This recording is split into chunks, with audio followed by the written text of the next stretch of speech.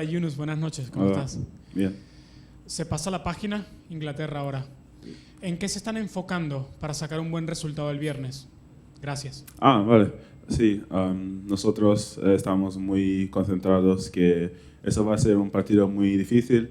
La Inglaterra es un equipo que, sabes, es un favorito en esta competición y no, vamos con toda la mentalidad de intentar ganar este partido. Ya está. In front here.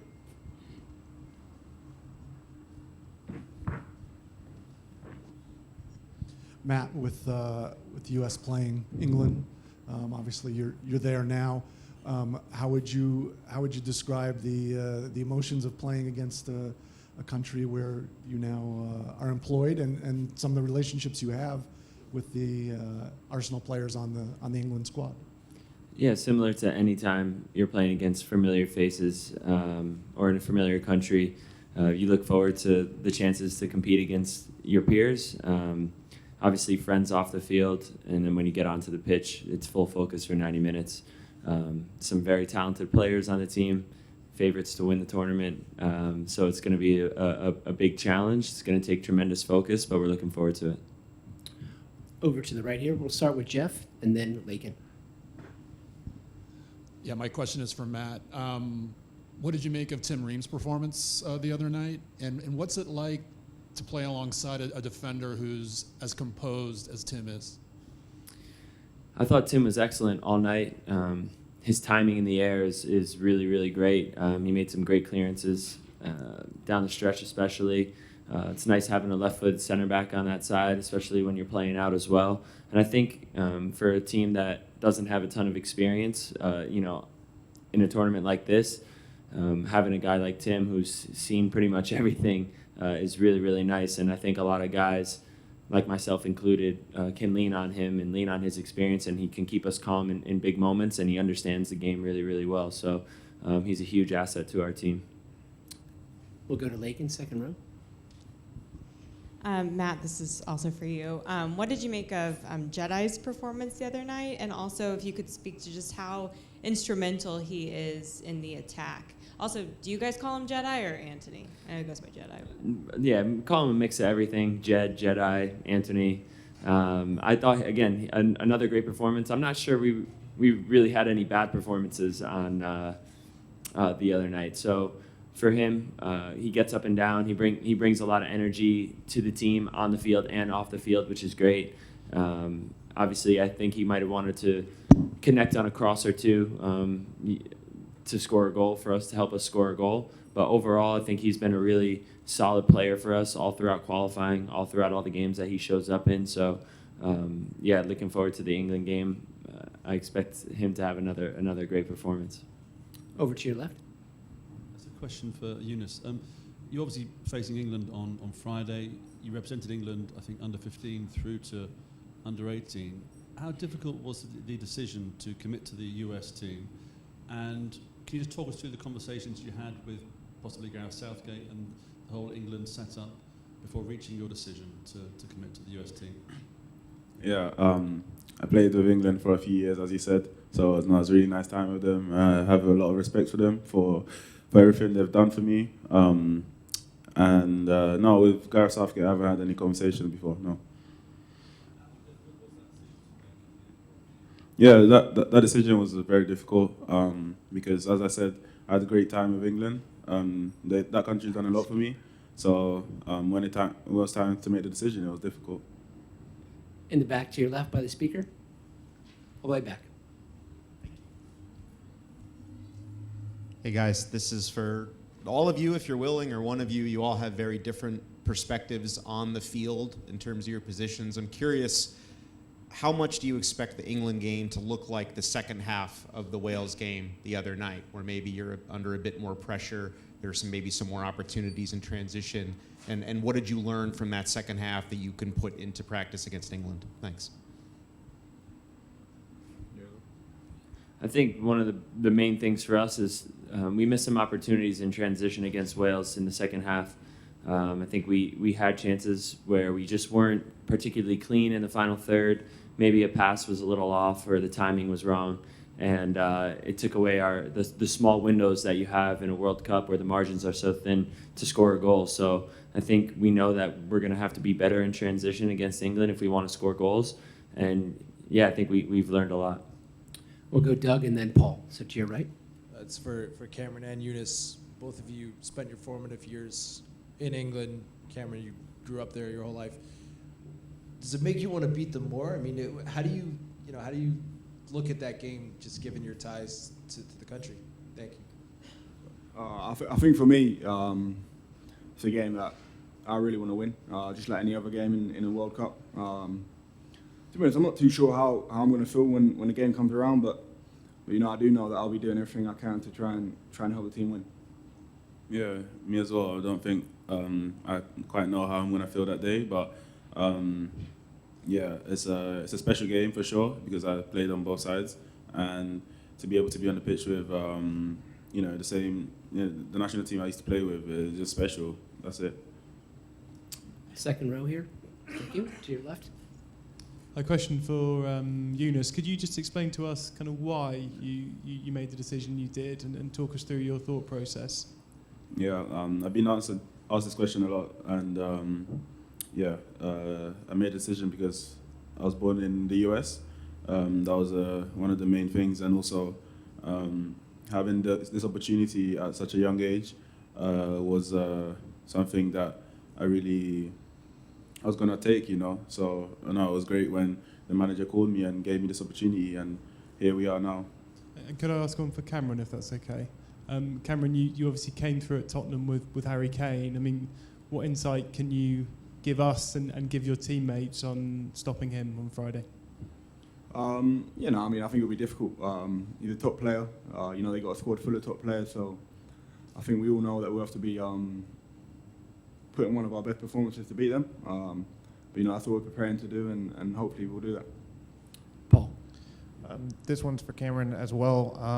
I know you said you don't know exactly how you'll feel. I wonder if you've thought about hearing both anthems before the game, and just, as a kid, I imagine you never maybe dreamed of playing against England at a World Cup.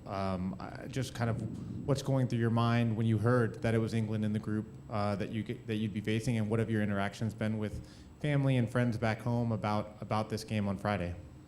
Obviously when I saw the group was drawn and I saw it was in the same group as England, I was excited. They are one of the top teams in the world, and so to be able to kind of play against them and match up against them and see where you're at is a good thing, I think. With my family, half of them want us to win and half want England to win, so yeah. We'll go here. And then Martin after. Hi, this one's for Matt. Bukayo Saka, 2 goals, your Arsenal teammate for England on Monday. Have you spoken to the manager about the threat that he will pose and how you can possibly stop him, and just how big an impact can he have on this tournament? I think it's pretty clear. He's one of the young stars of world football. He's a top player, and I think you don't need me to tell anybody on our team how much of a threat that he poses in the game. He's scoring goals in a variety of ways. He's really developed, matured. He's gotten stronger. From what I understand, I've only worked with him for a few months, but I'm looking forward to playing against familiar faces. And again, I think he's a really, really good player that can change any game that he takes part in. All the way in the back. Okay. Hey guys, this is for any of you. We've seen a lot of upsets in this tournament so far. How does that impact the way you feel going into the game against England on Friday? I don't think it really changes anything. You can't take any game that you play for granted. So you want to go out there and put out your best performance. And I think you see that the world of football is leveling out in a lot of ways. Teams have game plans. Teams have been investing in their youth academies over a number of years. They have guys playing at top level all over the world. I think the message is when you have one team that's bought into the same message, you can beat anyone on any given day. So, I think that's pretty much it. Those 2 upsets you mentioned, Saudi Arabia and Japan, the teams that the U.S. faced in friendlies in September. We'll go to Charlie and then Pilar. This is for all 3, if you're willing to address it. one of the talking points so far in this tournament has been the extended injury time, which seems to be a FIFA mandate. I don't know if you guys got any messaging about that or preparation, if you've noticed it. Is this a good thing? Do you like it, and does it change anything about how you approach a match or manage a match? I think, yeah, we've all noticed it definitely because it's they're adding a lot more time than usual. So I guess it could be an advantage to teams that are losing the game, and to teams that are winning the game, it's a bit of a nervy ending. Yeah, definitely noticeable, but I'm not sure it really changes much about how anybody approaches anything. It's just knowing that bigger numbers are going to appear at the end of the game when everyone's tired. So we'll do, sorry, Martin has the microphone, so we'll do Martin and then Pilar. Thanks, Michael. Cameron, question for you also about Harry Kane. Everyone sees the goals he scores and the performances he puts in, but you saw him up close firsthand for a long time. What can you say about his professionalism and the way he goes about his business, and what was that like for you coming through as a young player to see that? Yeah, I think, training with him, you can see every day how hard he works, his dedication to, it's not just on the field, but off the field as well. It's top notch. And yeah, I mean, you can see how consistent he's been over over so many years now. That only comes if you are doing the right thing day in, day out. Yeah, I mean, you could say that, probably as I was coming through the academy at Tottenham, you look up to players like him and other players that are in the first team playing well and consistently performing, so yeah. Pilar. Hi guys, Yunus por acá en español. ¿Qué tanto les preocupa la recuperación sabiendo que solamente hay 3 días entre partidos y después de que el lunes vimos que tal vez no todos están para jugar 90 minutos? Sí, el partido del otro día fue un partido muy intenso. Tenemos muchos jugadores que juegan entre semana, Champions, Liga y Copa y eso, entonces tenemos un equipo que está muy preparado para todo y sí, estamos preparados. Sam. This is for all 3 guys, although I guess you'll probably have different perspectives. Tomorrow's Thanksgiving. Matt, I'm wondering if you could share anything about what your typical Thanksgiving is like, and for the other guys, any experiences you've had with American Thanksgiving or American Thanksgiving food. Yeah, every Thanksgiving, probably 30 or 40 of my family and friends all gather at my mom and dad's house back in Park Ridge, New Jersey. So yeah, we're gonna miss out on that. Mom and dad are here in Qatar, so it'll be a little bit different for the people back home this time around, but look forward to the future of many more times with family. For me, Thanksgiving is not normally too big of a deal, to be honest, but I think obviously all our families are here, and I think Saturday we have a nice little, it's Saturday, isn't it? Yeah, Saturday we have a nice little Thanksgiving gathering, so yeah, I'll enjoy that. Back left. For Matt and Yunus, now that you have a World Cup match under your belts, could you talk about what you learned from the experience both on the field and off, and how you might use that going forward? Yeah, personally, I felt that now that we got the first game out of the way, everyone kind of has a feel of what the games are like, what the atmosphere is like, and also how to manage your own nerves before the game. Because obviously, everything's at a higher stake. So personally, I feel like now we know what we're in for. It's going to be easier to control those nerves and know what to expect for the next game. Ryan. This one's for Yunus. Yunus, right over here. You've spoken in the past about your relationships that you've had with some guys in England, having grown up and played with them, whether that's Bukayo Saka or Jude Bellingham. Have you heard from any of those guys recently? And looking at Jude in particular, as a midfielder who's going to go against him and seeing the form that he's in, what are you sort of expecting from that matchup? Yeah, I haven't spoken to them recently, but we're expecting big things from both Jude and Bukayo. They're both very key players for them, and they're going to look to obviously do their best as usual. And they're very good players. You can see what they're doing week in, week out, and they're producing at the World Cup as well. So they're really good players, and we're gonna have to be on our game on Friday. Grant, front row to your right. This one's from Matt. You grew up in the U.S., and it seems like England and English soccer have had a big influence on the soccer culture in the United States. And just from your perspective, did you experience any of that growing up? And is there, what does that represent? And is there sort of a desire in American soccer from respect from a country like England and English soccer? There's definitely a tremendous respect from the people of America of English soccer, English football. It's the most consumed league in the United States, I think, by far. It's the game that I grew up watching when I got a little bit older. And I think, yeah, I experienced it firsthand, playing in loads of MLS games, playing for the national team, signing for Arsenal, going to England for a few days, and then coming back to the United States to play a few friendlies. You just saw the fan turnout. How much passion there are, for these Premier League teams in the United States. And it was definitely sort of an eye-opening experience that I could see it from two different sides, from the MLS side, national team side, and now as a Premier League player. There's a giant market for it in the U.S. for sure. Second row to your left. Mike McGrath from the Daily Telegraph. Question for Eunice. The move that you made to Spain, do you think that made your progression to senior football and international football even quicker than perhaps the opportunities you'd have in England? That was, I guess, one of the reasons why I chose to move to Spain, because I felt that at the time, maybe, I don't know, we'll never know, but I felt like at the time, maybe I wouldn't have been able to be in the Arsenal first team so early. And yeah, I mean, the team was really good, so it's not, it makes sense, but I felt like at that age I had the potential to play first team football, so that's why I made the move to Valencia. And yeah, things turned out great, and I'm very, very grateful for that. Ivis. For Eunice and Cam, you didn't grow up in the United States, but you assimilated quickly to the national team setups. It seemed like you were received well, and you guys are, it feels like a family. Can you talk about that, just being embraced by the program and by teammates, and was it a smoother transition than maybe you expected before you joined? What was that process like in a separate one? How much does it help you guys as a team to be so familiar with that England team, whether it's playing with them, against them, growing up with them? How much is that going to help, you think, on Friday?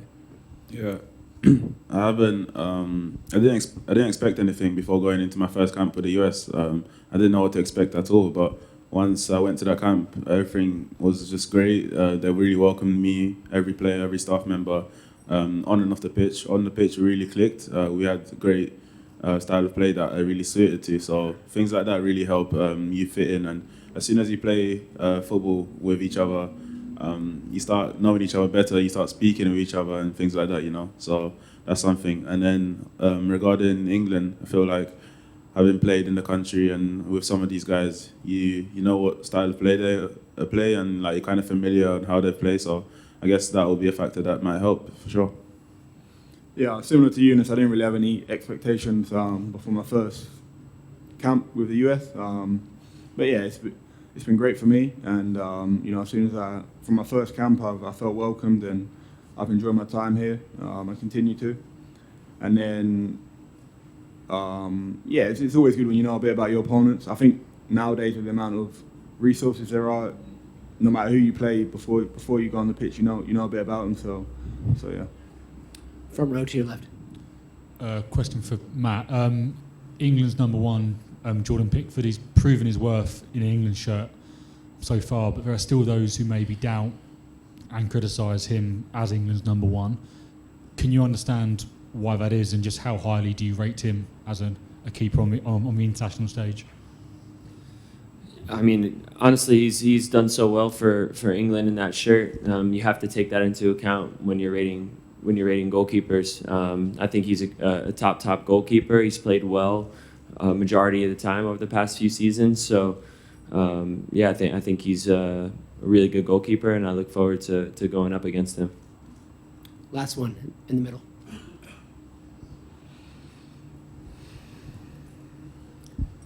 Thanks. Question for Matt. I wonder if you could just tell us what you've kind of learnt, what have been your early experiences, and what you think you've taken from your career in England so far, and training with people like Saka and Gabriel Jesus.